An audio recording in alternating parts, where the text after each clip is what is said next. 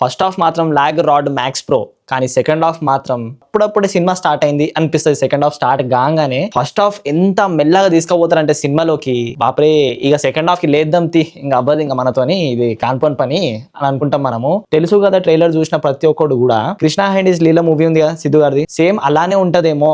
Like triangle love story and type of వాళ్ళని love చేసి మళ్ళీ వీళ్ళని వదిలేసి మళ్ళీ వీళ్ళని లవ్ చేసి మళ్ళీ ఈయన్ని కూడా వదిలేసి ఇట్లా ఉంటదేమో అని అనుకుంటారు. కానీ దీంట్లో టోటల్లీ డిఫరెంట్ ఉంది. అది సరగసి కాన్సెప్ట్ తీసుకొస్తారు మిడిల్ లోకి, అండ్ పెళ్లి అయిపోతుంది, ఇంకా చాలా ఉన్నాయి, నేను చెప్పను, మీరు చూడండి మీకే అర్థమవుతుంది. సెకండ్ హాఫ్ మాత్రం చాలా కాంప్లెక్స్ ఉంటది, ఎక్కడికో తీసుకెళ్దాం ఈ సినిమాకి అని చెప్పి చూపిస్తా ఉంటారు. ఈ సినిమాలో ఒకటి నచ్చలేదు నాకు, వైవా హర్ష గారు అంటే సిద్ధు గారి ప్రతి సీన్ కి ప్రతి డైలాగ్ కి ఆయన ఎంకల్ నుంచి లేపుతా ఉంటారు సిద్ధు గారిని, ఆయన క్యారెక్టరిస్టిక్ ని, ఆయన యాటిట్యూడ్ ని లేపుతా ఉంటాడు. ఎందుకు లేపుతాడో నాకు అర్థం కాదు, అది మాత్రం నాకు అసలు నచ్చలేదు. మన మైండ్ కనిపించాలి, మన మనసు కనిపించాలి, this kind of showing the attitude అని చెప్పి అనిపించాలి మనకు. బట్ ఇక్కడ అట్లా లేదు. నాకు సిద్ధు గారి యాక్టింగ్ మాత్రం మస్తు అనిపించింది. Yeah, he came out of DJ Tillu అని అనిపించింది నాకైతే. ఈ స్టోరీ ఎట్లా అంటే, రిలేషన్షిప్ లో ఉన్న వాళ్ళకి, ట్రయాంగిల్ లవ్ స్టోరీ మెయింటైన్ చేసే వాళ్ళకి, ఆ ఫేస్ ని దాటి వచ్చిన వాళ్ళకి మాత్రమే కనెక్ట్ అవుతుంది, ప్రాపర్ గా కనెక్ట్ అవుతుంది. ఇంకొకటి శ్రీనిధి శెట్టిది, ఆమె లాస్ట్ కి రియలైజేషన్ అవుతుంది, రియలైజేషన్ అయింది, మనకు పే ఆఫ్ కరెక్ట్ ఇవ్వలేదు. ఎందుకు రియలైజ్ అయింది, జస్ట్ ఆ ఒక్క కారణం వల్ల రియలైజ్ అయిందంటే ఎవడు నమ్మడు. ఎట్లా అయింది, ఏం జరిగింది అనేది చూపియాలి కరెక్ట్ గా. రాశి ఖన్నాది పెద్ద స్కోప్ లేదు అనిపించింది నాకైతే. ఎందుకో నాకు శ్రీనిధి శెట్టియే